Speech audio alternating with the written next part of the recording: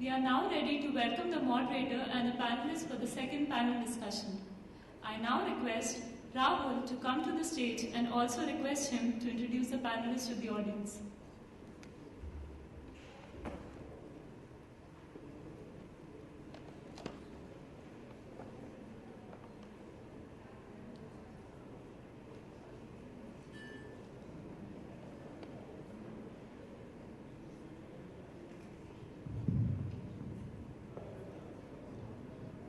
Good morning to the esteemed panel, respected guests from various fields present here, professors and my dear colleagues.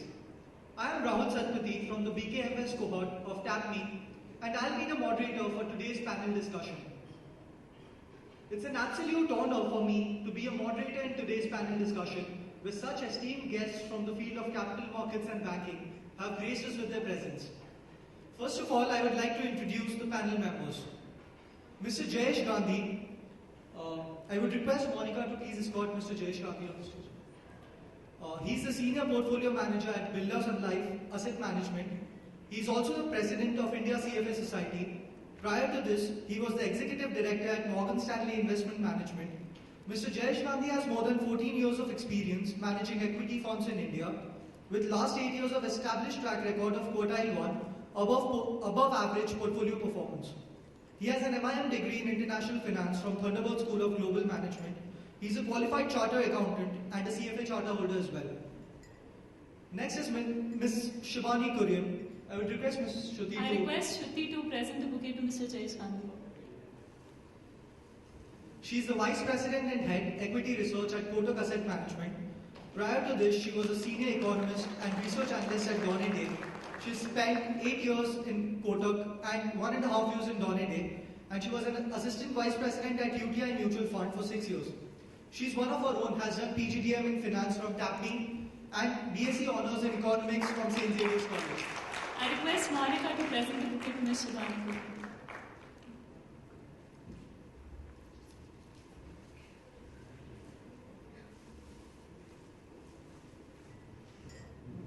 Next is Mr. Saurabh Mukherjee. He is the CEO International Equities at Ambit Capital.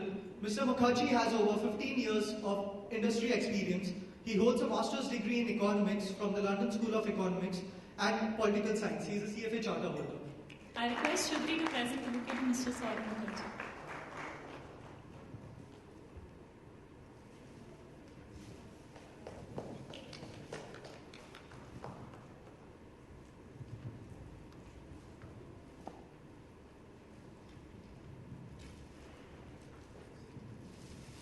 Mr. Supreet Shankagal, he's a hedge fund manager and a partner emerging markets at Nova Investment Trust. He's also on the advisory board of Wogarth Foundation, founder of Quant First Alternative Investment Trust and managing director at QF Assets Limited. He's also a director in Nordic Venture Capital Fund with 7 years of work experience in investment management. He holds a BBA in finance from Bangalore University. I request Monica to present the bouquet to Mr. Supreet Shankagal. Thank you, Shruti and Monica. A big round of applause for all the panelists. Now the topic for today's discussion is the 7-year trade cycle.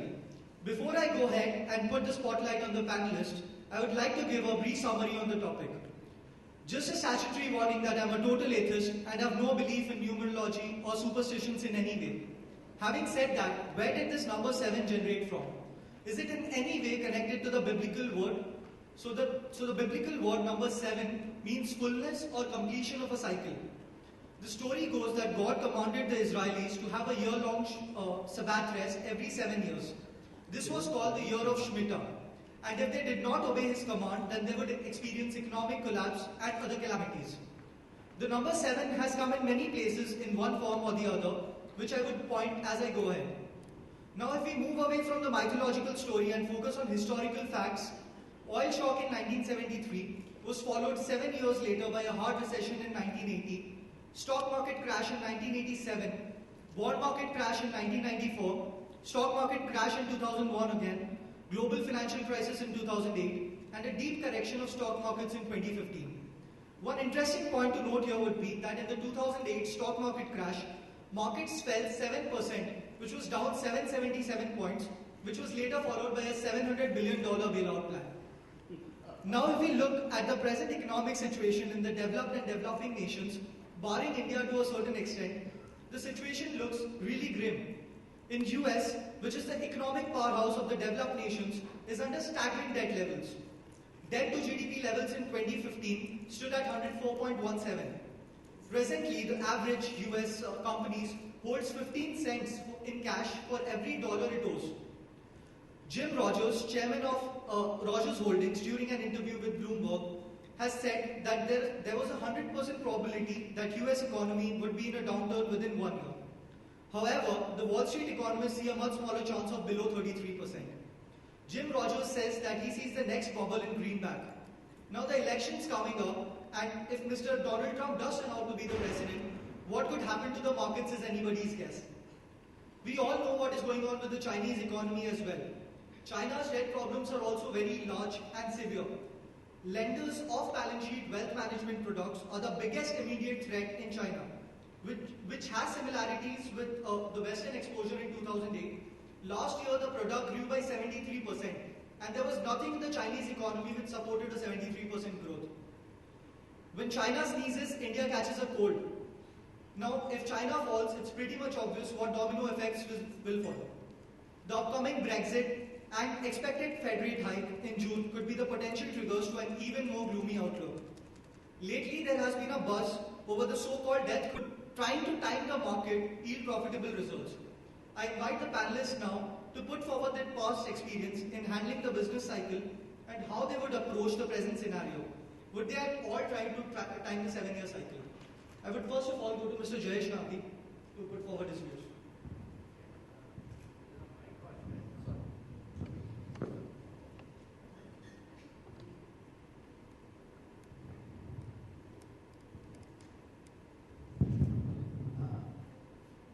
First of all, Rahul, thank you for the nice introduction, and thank you for having me on this panel. Thank you to Tapmi for having me on this panel. Frankly, I do not subscribe to these views. Let me say that on the offset.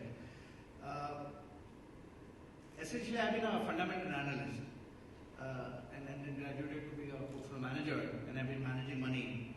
But when these statistics of 7 years, 5 years, 3 years, 1 month, to give a good example, just a month back in April, somebody presented a statistics of how month of May is very poor for equity returns, and how people say that sell in May and go away.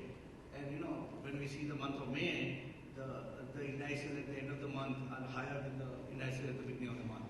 So some of these ideas, these statistics are great to look at, but frankly, when we look at decision making in terms of what to invest into, how to construct portfolios, what stocks to pick, what sectors to allocate, very little of this really actually comes into consideration when we are building portfolios and managing money. And this is basically because we are a fundamental analyst or fundamental portfolio manager, which look at fundamental earnings data or earnings trajectory and corporate earnings momentum and those areas to basically make our economic decisions. So frankly, I don't agree with many of these connotations, but like I said, we look at them, we listen to them, and do our things. At the end of the day, what drives equity markets, stock markets, and I believe stock market is what you're looking at. Hence, we've seen markets struggling in India in particular. Same as in the case with, if you see US equity markets, it's largely been deficit of profits in US, which is what is really the pain point. Most of the EPS upgrades in US have come through corporate buybacks. The economy there is not supporting strong corporate profit growth. And to my mind, that's the key fundamental reason why the markets are doing poorly or markets are in for some bit of a correction. So the view that we have, at least I have, is look at fundamental data, follow corporate profits. If corporate profits were to rise over the next 3-5 year time horizon, then equity markets would give returns in line or better than corporate profit, depending on the expectation. That would be my short summary to the response to what you had to say. Thank you. So let me guess this, you are still bullish on the Indian economy as of now, right? That's right. So as you said, the corporate profits have not taken up and the valuations are pretty expensive as of now. Yeah, so valuations are not expensive, but valuations are closer to a long-term average.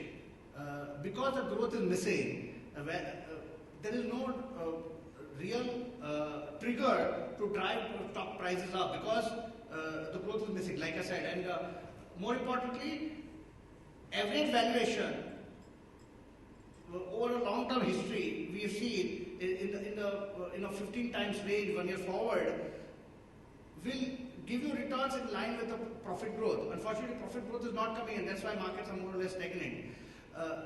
The view is that over the next 3-5 years, the economic growth in India will ultimately lead to profit growth in Indian economy and Indian corporates, and that will drive equity market returns. Sure, thank you. So we'll now go on to Ms. Shubhani Kurian and ask her for your views on this. Yeah, thank you so much for having me here. It's great to be a part of this event organized by Tapmi, being an alumni. Just to talk about this concept of a 7-year cycle, and as Jayesh was pointing out, being fundamental analysts and being part of the research team, we don't look so much in terms of what's happening from a technical perspective in terms of cycles, etc. We are more focused on what's fundamentally strong in terms of corporate earnings, and we follow a simple approach when we pick stocks. So when we're looking at any stock, we look at 3 things. One is business, second is management, and then we look at valuations. So we, as a fundamental analyst, that's our approach to any kind of portfolio construction or towards stock picking.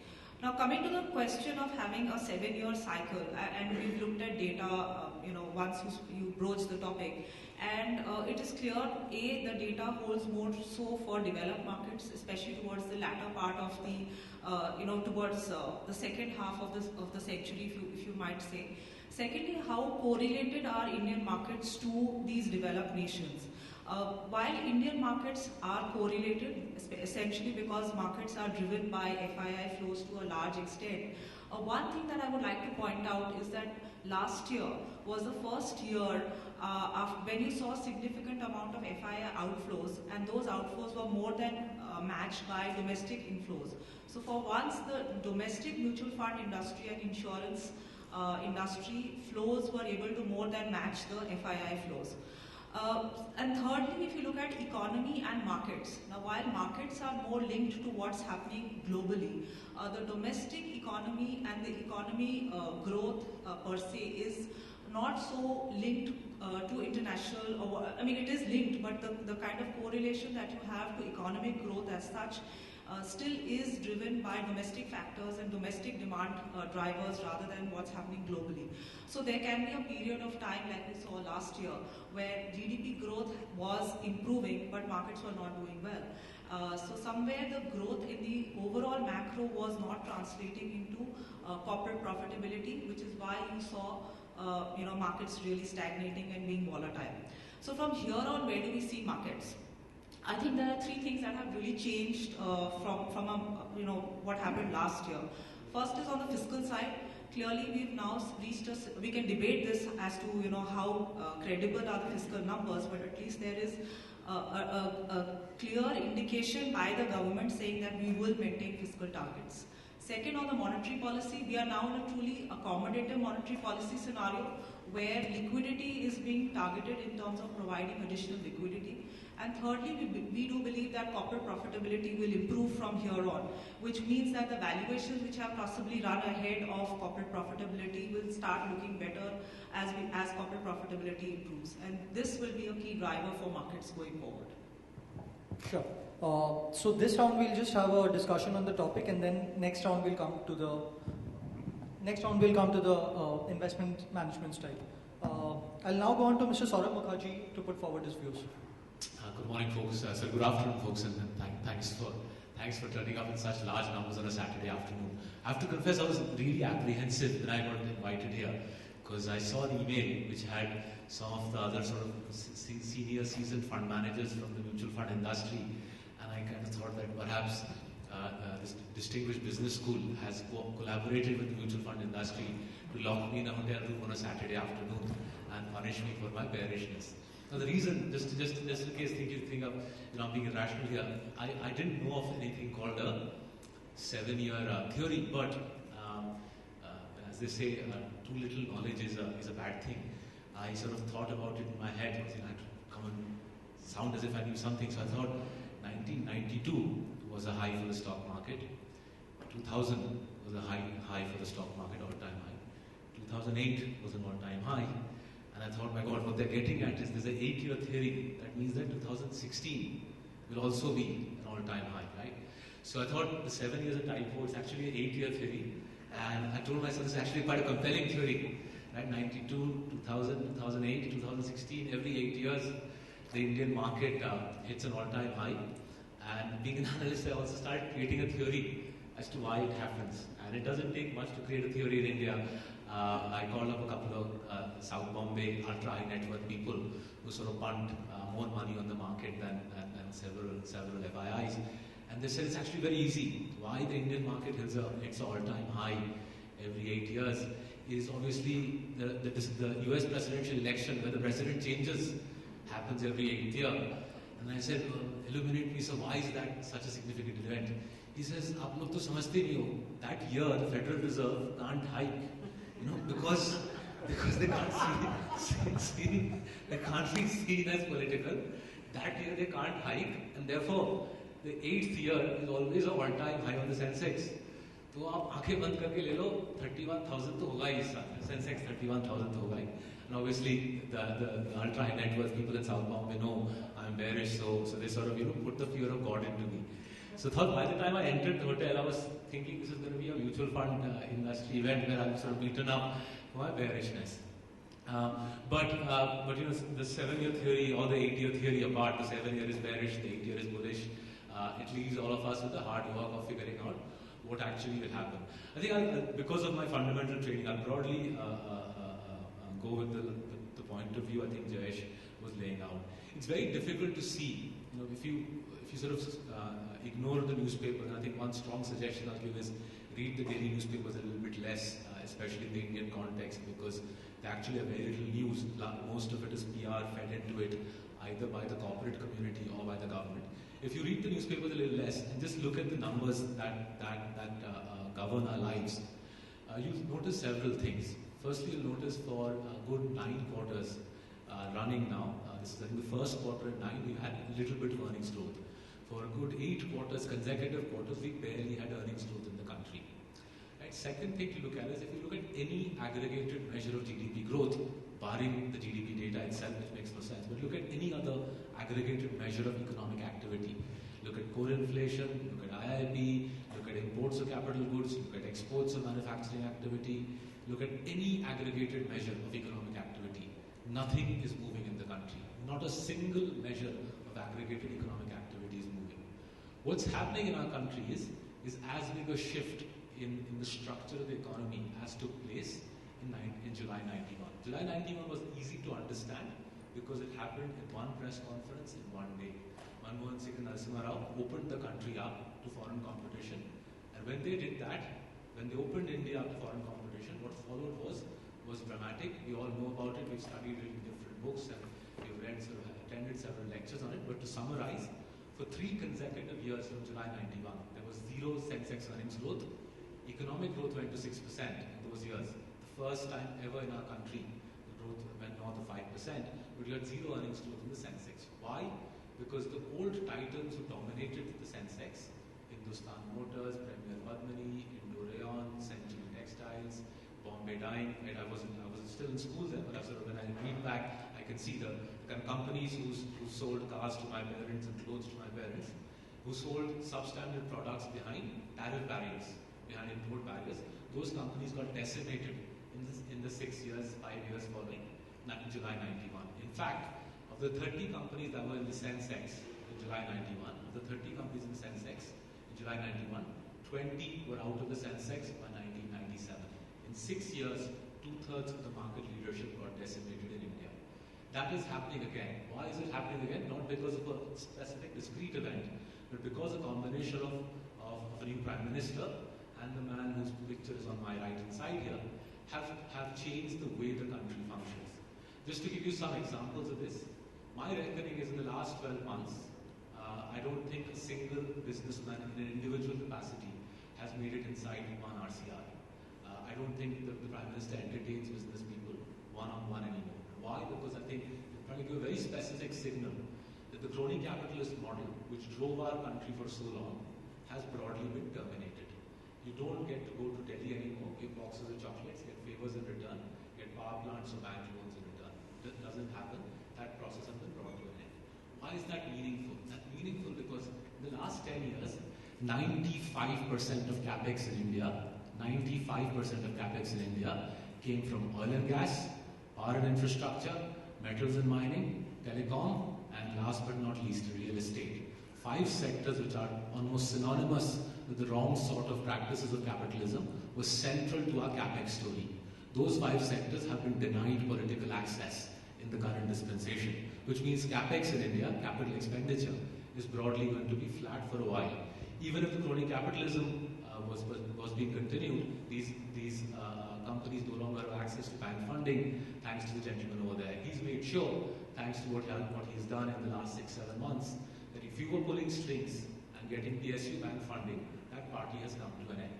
Right? So and even if you assume that the banks are willing to lend, there's so much of a capacity now in these sectors that unless someone has a hole in their head, they're not going to do capex in India. So capital expenditure cycle in our country is dead as a dodo. The government is trying its level best to get it going again. But one of the reasons it's very difficult for the Indian government to get capex growing is our tax to GDP ratio is 11%. Right? Most Southeast Asian countries have a 25% tax to GDP ratio.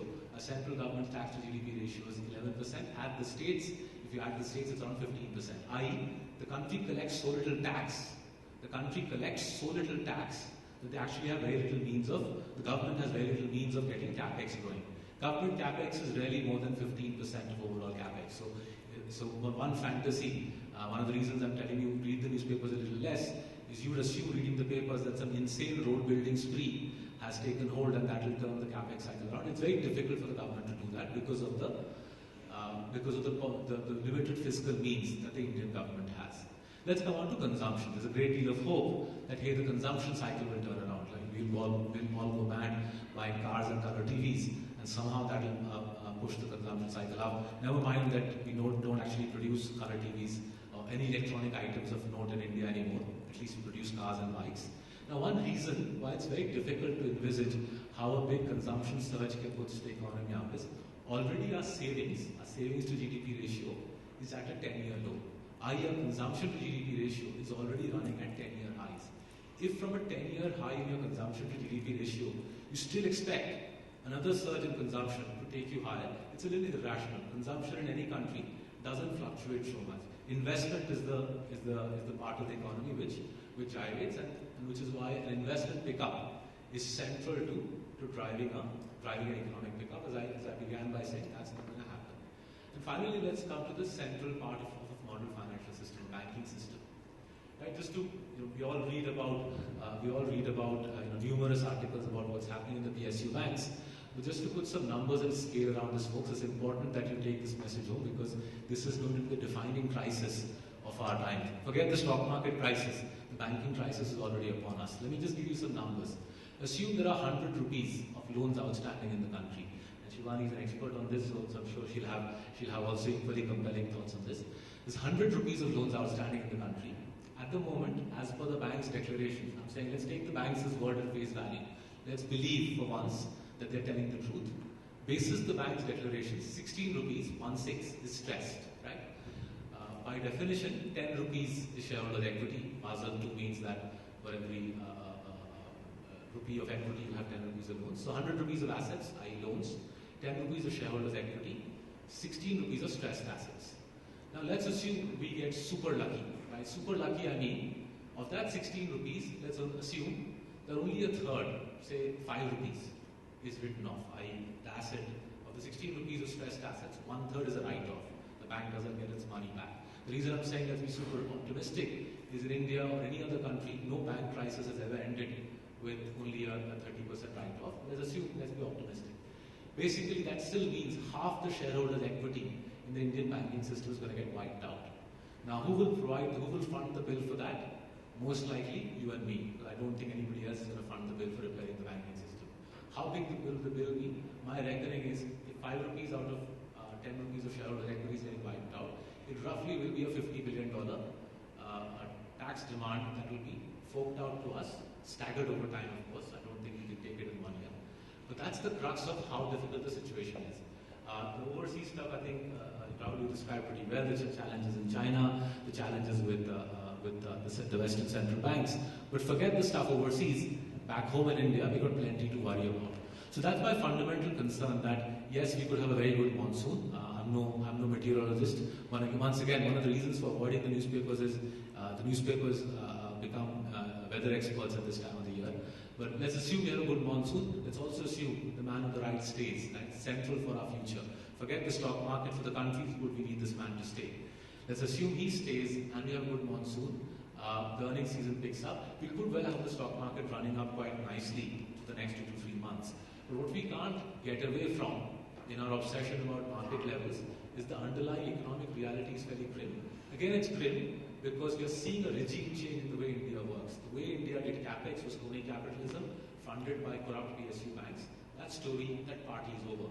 For us to get used to the new circumstances, it's a new dispensation, a new set of rules. We're no longer playing Test cricket, we're playing T20 cricket. It'll take us a while for all of us to adjust to the new rules. The Test cricketers who were good at Test cricket, 10,000 runs, 52 average, those guys will have to retire. That's the Sensex retiring. And we'll need a new generation of small and mid-cap stocks to replace them. It'll happen. Some of us in this room will make our futures around identifying the small and mid-cap stocks. But to expect the benchmark index to give stellar returns at the moment, I think is a little sort of fantastical, I would say. Thank you. Sure, Mr. Mukherjee. So I clearly get it that the left-hand side is clearly bullish on the Indian economy, and we have the big bear sitting right next to me. We'll take on the next round, but before that, we'll go on to Mr. Supreet for his views on the topic. I would request you to please talk on the 7-year trade cycle, your experience in handling it, whether you believe it or not, and what your strategy is going ahead. Sure, thanks Rahul. Thanks Tapmi for having me and being among this esteemed panel here. So yes, as he rightly said, bulls are sitting on the other side of the table. And I've been bearish ever since 2015 and luckily my bearish view has worked out in the last 2 years. I still get to keep the job because when my friend Santanu here sitting in the Mongu from Bloomberg wrote an article saying hedge fund manager who's predicted Sensex rise and says now it's time to sell. And I thought I was too early, around 8,200 level, said you should sell now and go away, and I was wrong. It went to 9,000 and then, but luckily 2 years since then, we're still below 8,200 level. And speaking of the cycle, I was actually quite not aware of this 7-year cycle until Rahul suggested this is the topic. And I had to look up something on the net. And all these dates start bringing up 2000, 1991, and so on. So, speaking of the cycle, probably it might be a good rule of thumb, but then there are so many other variables in the market that you can't just determine what's going to happen next. Because, yeah, in general, speaking about the averages, one thing is consistent for sure. Bull markets last longer, generally around, say, average of 4.6 years, and bear markets are shorter and sharper, and they probably last about 2.5 years or so. But speaking about the general market view as such, I'm extremely bearish and continue to probably remain bearish. The only time I remain bullish is probably when, for extremely short-term views, probably a few days or 1 month or so. So I would like to talk about why I think maybe a big crash is going to come in US. It's a matter of when, it's not a matter of if. Because it's not just hype or speculation, it's just that it's been disintegrating from the fundamentals basically. So if you see, Warren Buffett generally likes to see this indicator called as market GDP to, the market cap to GDP ratio. And right now, as we speak, that ratio is around 113%. And the only time before these levels was back in 2000, not even in 2008. Back in 2000, during the IT bubble, it was around 150 or so. So the fundamentals are nowhere in support of what the price levels are right now. even after the correction that we saw and 2 years or 1 year of almost dull activity. And in terms of also the whole energy sector in US is also not doing well. And actually there could be a lot of bankruptcies in that particular sector because the amount of money that they're spending to service the interest rate debt is around 86% of their operating income. It's just to service the interest. Who is going to pay the principal and the rest of the money? So this is kind of alarming in terms of this. And S&P 500 since October 2011 has gone up around 82% as of date. On what? 0.75 negative earnings rate. So all this is just hot air, supported by QE and zero interest rates. And when that couldn't support the market rise anymore, this plunge protection team comes every time there's a bad news in the market and comes and says, we're going to support more. We're going to pump more money into the markets.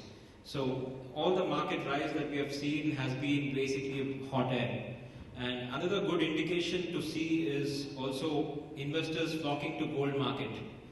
Ever since Q1 2016, investors have jumped in a big way in this gold ETFs.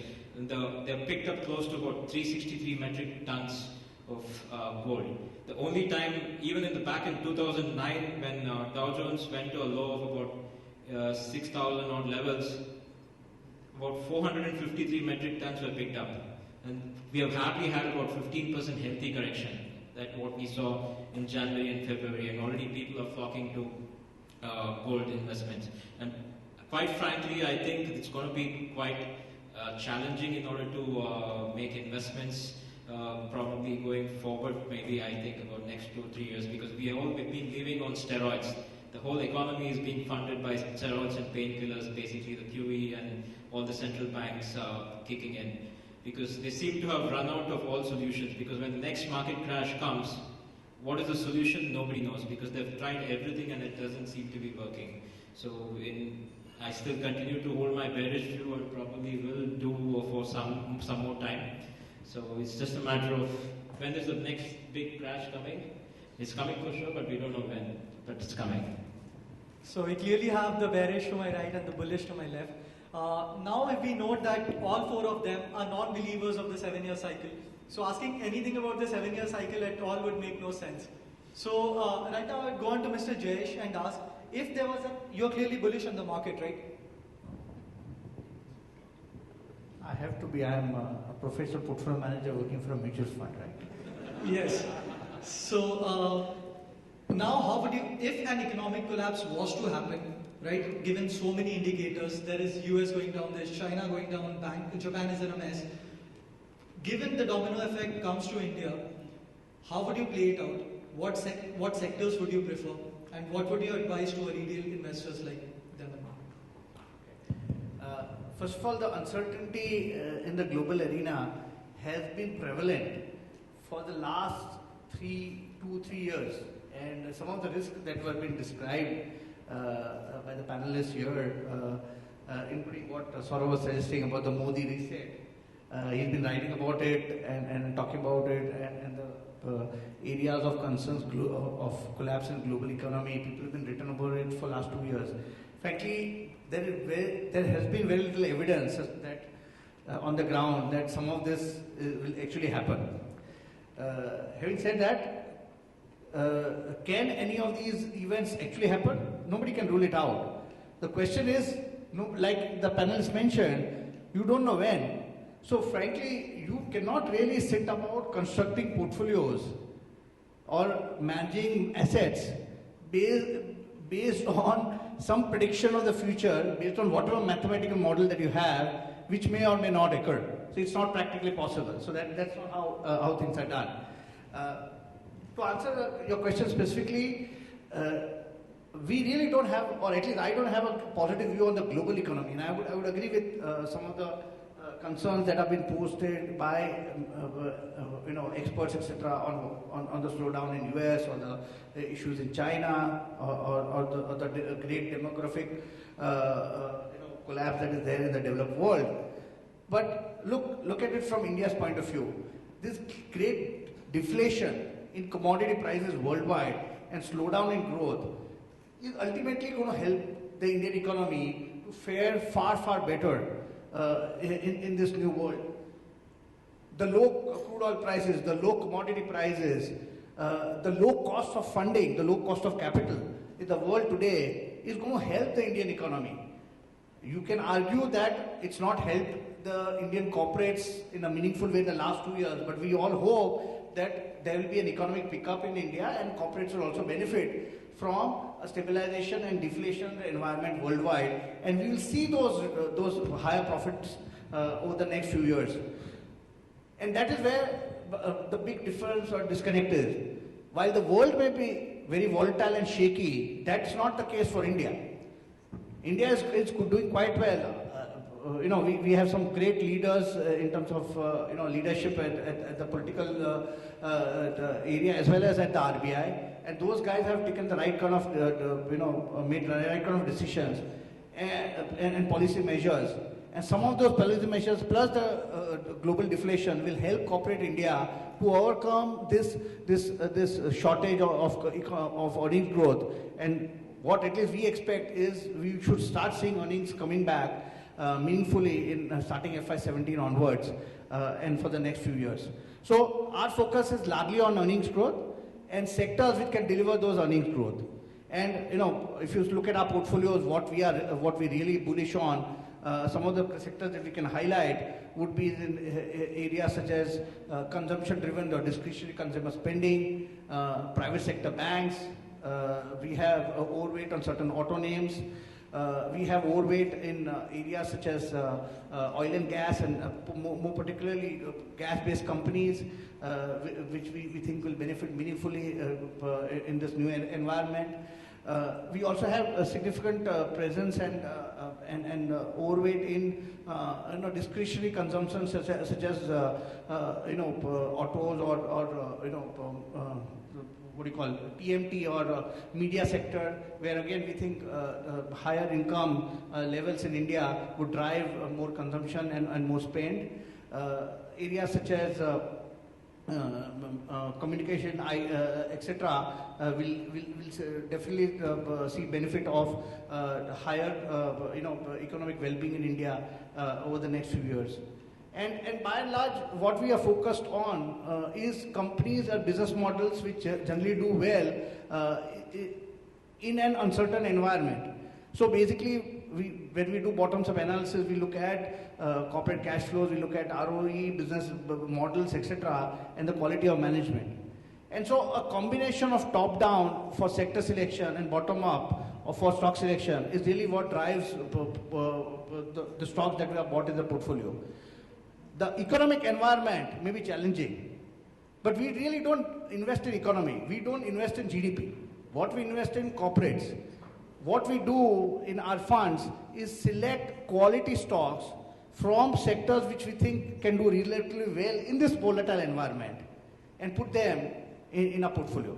And to my mind, in a group of 350, 400 stocks that we have in India which are actively traded, one can easily create a portfolio of 50, 60 stocks which can significantly outperform the market and give decent returns to investors. And that's where our focus is on. So what would be our immediate course of action, considering there's a Fed rate hike coming and there's a strong possibility that's going to happen, considering the minutes that have been released by FOMC.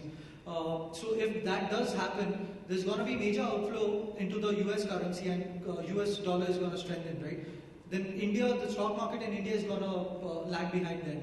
So how are you going to play that? No, so some of these macro factors and the cause and effect relationship that you described may not play out the way you think or you describe. The expectation of US Fed hike has been around for the last 1 year, and yet our markets have done reasonably well. It's not collapsed. You could argue that the market as a whole has not gone up, but there have been large number of stocks which have done reasonably well and outperformed. So I guess the point I was trying to make is that some of these macro factors or macro challenges or macro events have an impact on the country as a whole. What we do from portfolio management point of view is identify and select sectors and companies which we know can overcome this. if the event happens or doesn't happen. We build it into our calculation and then see if there is still growth and a possibility that the companies can do well, whether the event happens or doesn't happen. So, in a way, what I'm trying to say is that, frankly, it doesn't matter. To most of the companies in a portfolio, it doesn't matter whether Fed will increase or not increase, because we've already taken that into calculation while projecting the economic outlook for that corporate. So you're right now bullish on the auto sector, the oil and gas sector, and the telecommunication space, right? Not the media space. The media space, sorry. With this thought, we'll go on to Ms. Shubhani. You're heading the Kotak Secured Equity right now. And from what I hear, you're going a bottom-up approach in your portfolio allocation. So you wouldn't focus much on your sector as such, but then you would pick the stocks from the particular sectors, right? So I understand you wouldn't be wanting to talk about stocks. So is there any particular sector which you would play on right now in the coming year? Okay, so just to explain how we look at research and when we are managing portfolios, it is a combination of a top-down approach and a bottom-up stock picking. So there is a top-down thematic overlay, and then we look at bottom-up stocks within that thematic overlay that we have. And when we are looking at stocks, the first thing that we look at is stocks which can provide compounding returns, stocks where you can see growth in excess of the market. And that is where in my opening remarks I mentioned the theory or the format that we use, and this works wonderfully well, whether it be a bull market or a bear market, is we look at a BMB approach. So you look at the business of the company. Is the business scalable? Is the business throwing out free cash? And is it generating ROEs, and are the ROEs improving? Secondly, we look at the management, and especially so in case of mid-cap companies where a lot of companies are promoter-driven companies, and hence the need for capital allocation and figuring out where the capital is getting allocated and is very important. And third, you look at valuations, both intrinsic valuations and relative valuations. So that is how we approach stock picking per se. Having said that, and having heard everybody here, while we do believe that yes, Indian markets and Indian economy is, at least on the economic front, we are on a fairly strong footing. And if you look at all economic indicators last year, and we've seen improvement, and we possibly from a macro perspective, at least in terms of indicators, we were in a fairly strong wicket. Why did not markets perform as well as it could have? That's a different story. But from here on, we believe that while domestic indicators are showing signs of improvement, especially so on the consumption part, on the investment side, I tend to agree with Saurabh that given the constraints that are there in the overall banking system and the fact that the PSU banking stress is enormous, you will still take time for loan growth to really pick up. But if you also notice that the private sector market share increase in both loans as well as in deposits has been increasing steadily, and the PSU banks are losing market share. And that is a trend that can continue, and so it can be a new wave of banks which will actually drive credit growth and overall domestic, and fulfill the kind of domestic requirements that are there. It will take time, yes, but we've taken the first step in terms of recognizing the huge amount of stress. So last year, we were all speculating as to, is this account impaired or not? Is it going to be an NPL? At least today, we have a fairly good idea of the quantum of stress that is there in the overall banking system. So I think that is the first step towards cleaning up the balance sheet of banks. So if you look at overall portfolio, yes, in terms of our portfolio, we are overweight on sectors which are with domestic sectors, which are underlying demand drivers are domestic rather than which have global linkages. So yes, we do believe that there is a lot of turbulence happening in global markets, which can impact Indian economy and the Indian markets as well. So our overall portfolio composition, where we are overweight on sectors such as retail private sector banks, cement, which we believe is a proxy play to the infrastructure story. You don't have to be directly invested in infrastructure per se, but cement is a good proxy. Some consumer durables, where you don't want to be invested in capital goods directly, but you want to be invested in consumer durables which are underlying plays, autos, and overall sector portfolio composition and OMCs, because we believe that the government is fairly now moving towards a regime where they really want to bring down subsidy levels. So this is how our overall portfolio overweights are. In terms of where we are, say in terms of IT and pharma, which have global linkages, we are underweight these sectors at this point in time. And just as a mutual fund professional, we do really believe that timing the market is really difficult. So time in the market is essential. So you stay invested in the market, you will make money over time. Sure. So no timing the market from Ms. Shivani. You said that you are overweight on the cement sector, right? Now, if we see the cement sector valuations, it's gone up a lot, right? The growth has been picking up, but at what rate is cement expected to grow? At 5 to 7%, which is the GDP growth rate. So if we bar the cement sector and look at other sectors which are growing much more than the GDP growth, like the auto sector. So what are your views on the auto sector as such? And cement sector, also you said that you're bullish, but the valuations would be a matter of concern. So what would you do with that? So if you look at, and especially when you look at consumption indicators, and some of the key indicators which are showing improvement have been CV sales, passenger vehicle sales, all related to the auto sector. So which is why I mentioned that auto as a sector we are positive on, and we've been overweight for a while. And we continue to remain overweight. Cement, we believe, is a proxy to not just infrastructure but also to affordable housing demand, which we think can pick up quite substantially. The sector has seen excess capacity build-up, and overall utilization levels are seeing signs of improvement, which we think can drive profitability going forward. Which is why, while the sector has done really well and we've been invested in the sector for a while, we continue to stay overweight on the sector. Sure. Thank you so much, Ms. Shivani. Going on to Mr. Saurav, would you agree with her views on the cement sector, and what would you say about the valuations on the cement sector, and what sectors will you play going forward? So I mean, I've got two very large clients sitting on my left, and they're not disagree. So the way I do it is, in order to sort of cater to all constituencies here, is first I'll give my sort of standard stockbroker response, right? Because I need to earn a living here, and then I'll tell you an alternative way to think about the market. So a lot of what, in all seriousness, a lot of what is being said is sensible. I think there's three big substitutions taking place in the country. Remember, I began by saying that not a single aggregated measure of economic activity is moving upwards, and yet, as Jayesh and Shivani are rightly saying, certain sectors are showing pretty steady growth. So what's going on? There are three big shifts that I can see quite easily.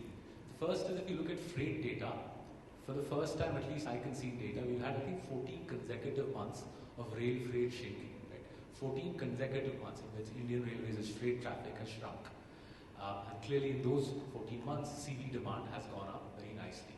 And I reckon what's happened is, because the Indian Railways didn't cut its freight rates either in this budget or the previous budget, whilst diesel prices fell sharply and truckers cut their rates by at least 30%, traffic has moved from rail to road. And as traffic has moved from rail to road, demand for trucks has gone up. Unfortunately for India, demand for oil has gone up. Our demand for oil last year has skyrocketed as we've shifted traffic from rail to road. It's not an overall economic pickup. The danger is, and this is why understanding the economy helps, the danger is you see the CV demand pick up and you run to your client and say, buy the economy is picking up. But it's not the case, because all we're doing is substituting rail traffic for road traffic. The second big shift, which Shivani spoke about very eloquently, is PSU banks, which account for 70% of the banking system, plus two large private sector banks. Balance sheets have been blown apart.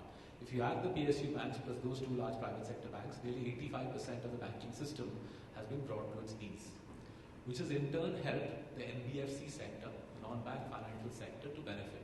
So if you see, credit demand as a whole is not picking up, but in the last 6 months, NBFCs have started benefiting, because what's happening is large banks are turning away SMEs. Large banks are telling small borrowers, large banks are defining as PSUs plus the two large private sector banks who are in trouble. These banks are telling SMEs, hey, we don't have money to lend, go and borrow somewhere else. So those guys are going to banks like the one Shivani's parent, or they're going to NBFCs, which is why NBFC credit demand has picked up in the last 3-6 months. So once again, The naive way to read the data is say, look, NBFC credit demand is picking up, economy is recovering, but my reckoning is that's not the way to read it. I think what's happening is large banks are turning borrowers away, and these borrowers in distress are going to NBFCs and borrowing at 18-19%. What my friends in slightly less salubrious parts of Bombay, who offer loans at 34%, are saying is that even in the black market, demand for borrowing is going up because the banks are turning away borrowers in large numbers. The third big shift which is happening is away from housing and into other forms of consumption. So what Modi has done very successfully is jammed the two big money laundering engines in our country, real estate and gold. The majority of Indians, I think as most of us know in this room, the majority of Indians saved through black money and gold. That's become very, very hard to do. It's become very hard to save black money through real estate or gold. Now what do you do if you got money in your pocket and it's quite literally lying underneath your mattress? Cash in circulation is running up at a rate not seen for the last 10 years, which is also evidence that black money available in the country is rocketing. But these guys can't spend it because you can't spend it with the jeweler. The jeweler now has to pay 1% excise, which is an excuse for the government to rip open the jeweler's invoice and see how much black money is getting. And real estate, the circle rates have been raised to the market rate. So there's no point putting black money in real estate as well. You just get no arbitrage there. So what do you save on? My reckoning is people are not saving on, not spending on houses and jewelry. They're spending on the next biggest item available, which is auto, which is why auto sales are also picking up. So there's three big substitution trades to be done. So clearly, road, if railways continues its sort of historical incompetence, which I don't have any reason to believe has changed, Indian Railways is manifestly unable to take charge of the commercial opportunities available. Road will naturally benefit. If our big banks get blown away in front of us, which they are, the smaller lenders, including banks such as Kotak and other NBFCs, are natural beneficiaries. If you can't save through real estate and gold, which you can't because of the black money crackdown, you will obviously spend on something else, which is why you're spending on autos. Those are perfectly valid trades to be made. And insofar as that's the case, I buy Jayesh's point and Shivani's point that forget the macro at one level. Even if there's a substitution trade happening, you're a discerning investor, you do your homework, figure out what's working and make this in stock investments. But let me take the liberty of a Saturday afternoon and just to make a broader point. The reason it's worth worrying about the economy, folks, is we are actually in a very desperately difficult economic circumstance. I don't know how many of you know, we are amongst the 50 poorest countries in the world on per capita income. So if you take per capita income, which is around $1,600 per capita, there's only 50 countries in the world poorer than us. However, if you take social metrics, things like literacy, infant mortality, access to clean water, gender ratios, right? There's only 15 countries in the world worse than India, right? Of those 15 countries, 13 are war-torn countries, i.e. countries have been through humanitarian disasters of large scale, places like Afghanistan, Sierra Leone, Papua New Guinea. Amongst countries not affected by, there's no country in the world which hasn't been affected by war in the last 50 years and is as desperately screwed on social metrics as we are. Now, why does that matter?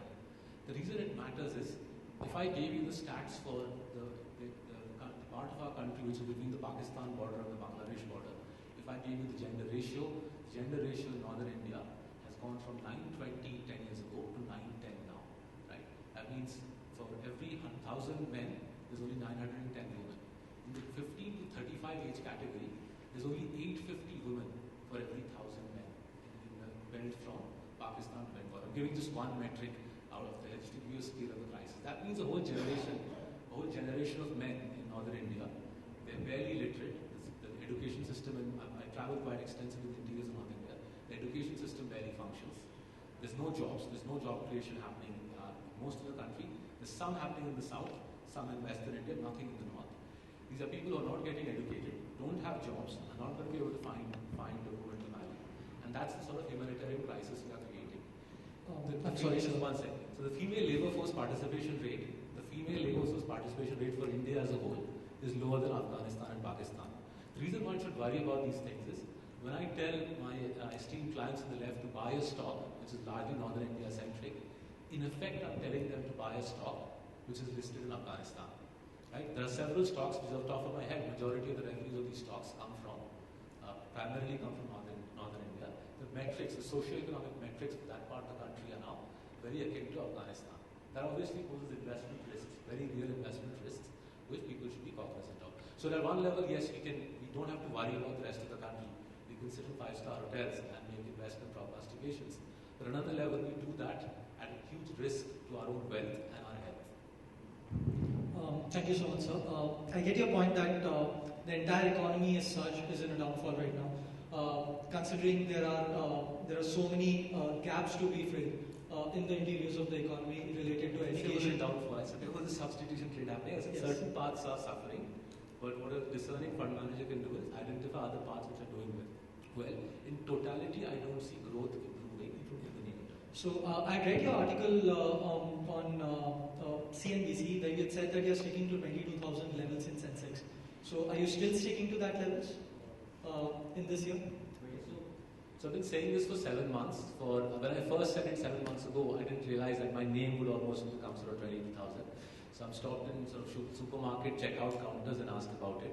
The reason I'm sticking to that is, in a way, we want to flag to the client that yes, whilst you should do stock picking, and as a stockbroker, I need to recommend stocks to my clients, otherwise I won't earn a living. You also want to signal in a very succinct way that there are serious investment risks that one needs to weigh up. You've got a banking system which is in serious trouble. You've got a capex cycle which is not functional at the moment and unlikely to be functional.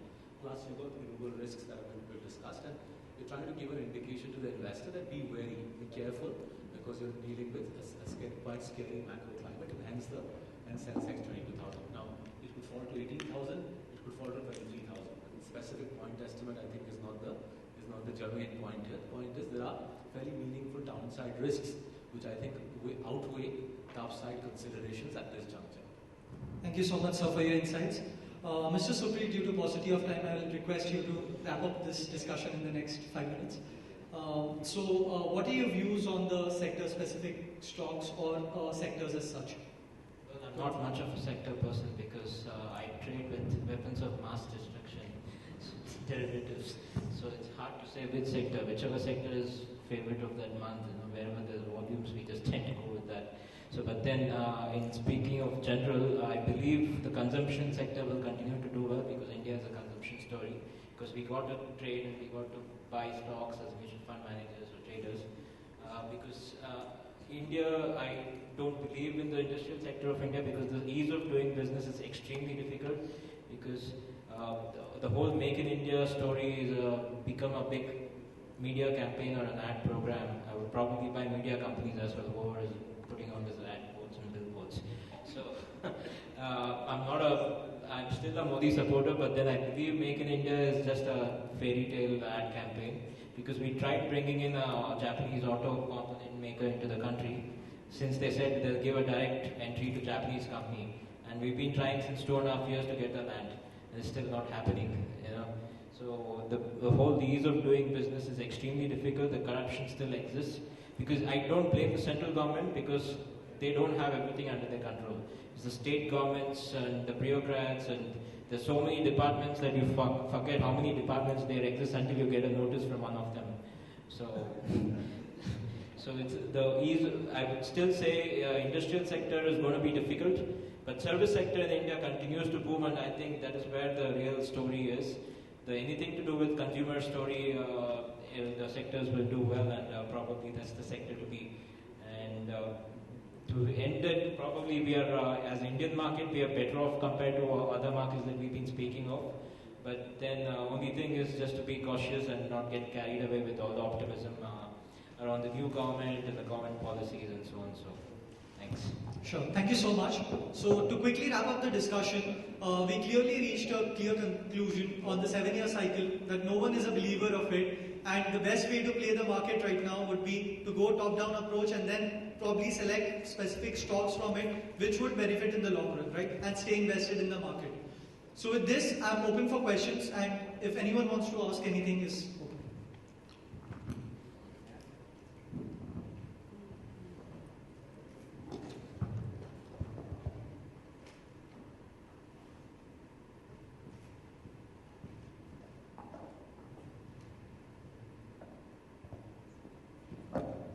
Hi, Shashank from Bombay Stock Exchange.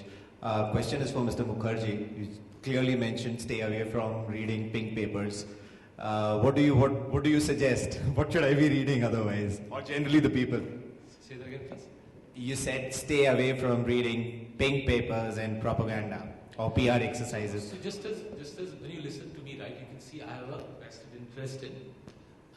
interest generally in being positive about the market, because as a broker, I'll make more money if the market goes up than it goes down. That's the way our profession works. I think Jayesh also gave a very sort of guarded health warning about his vested interest. Bulk of, in India's case, the cover price of newspapers is so low that they're obviously overwhelmingly advertising funded, right? Now, unless you represent a newspaper where people will advertise for bearish news, most newspapers will obviously run stories, optimistic stories about the country, because the advertiser base will pay for that. Hence, the newspaper is tilted in a certain direction, just as brokerage communities reports are also tilted in a certain direction. Just as investment gurus who come on TV and pontificate also generally have a bullish bias. If you read that every day, or if I watch financial TV channels every day, and I read broadly bullish brokerage reports every day, obviously it creates an anchoring bias in my head. And if you want to avoid that, take a more eclectic means of finding news. Thanks to the net, thanks to these things in our hands, most of us now have a variety of means of getting news, and we don't necessarily have to be anchored to the daily paper. That was my point, that whether it is broadcast media or print media, or it's brokerage reports, there's an inherent bullish bias, because that's what makes money by and large. But unfortunately for the investor, it screws your head, because it gives you an anchoring bias in the way you see the world. Do we have time for more questions? No. I'm sorry, due to paucity of time, we'll have to wrap it up here. So a big round of applause for all the panelists today. It was a really insightful discussion, and we thank each one of you for this discussion. Thank you so much. Thank you, Rahul and the panelists, for an insightful discussion. I would now request Shruti to present a small gift to Mr. Jayesh Gandhi as a token of her appreciation.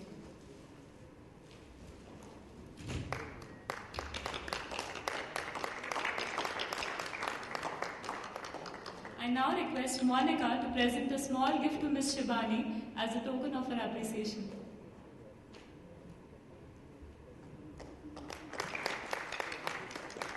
I request Shruti to present a small gift to Mr. Saurabh Mukherjee as a token of her appreciation. I request Monica to present a small gift to Mr. Supreet as a token of her appreciation.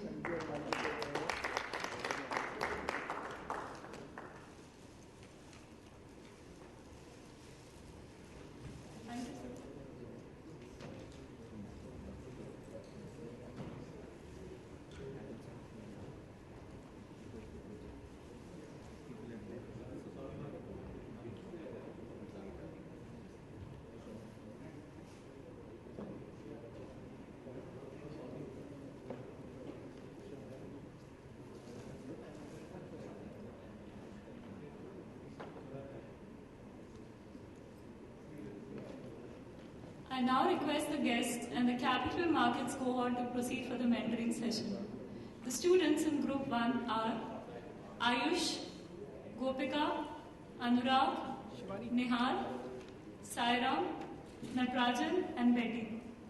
The mentors for Group 1 are Mr. Arijit Mukherjee, Anand Rathi, Mr. Rohit Rao, Grant Thornton, Mr. Ranjan Ghosh, ICRA, Ms. Shivani Kurian, Kotak Mahindra Asset Management. Group 1 may proceed to Royal.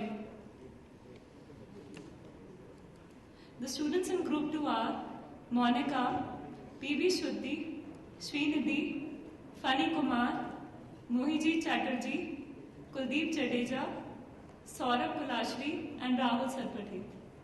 The mentors for Group 2 are Mr. Sameer Shetty, Deloitte, Mr. Gandhi Murthy, IDBI, Mr. Ashwani Agarwal, Bank of Baroda Pioneer Mutual Fund, and Mr. Saurabh Mishra, Deutsche Bank. Group 2 may proceed to Regal. All other students are requested to remain seated.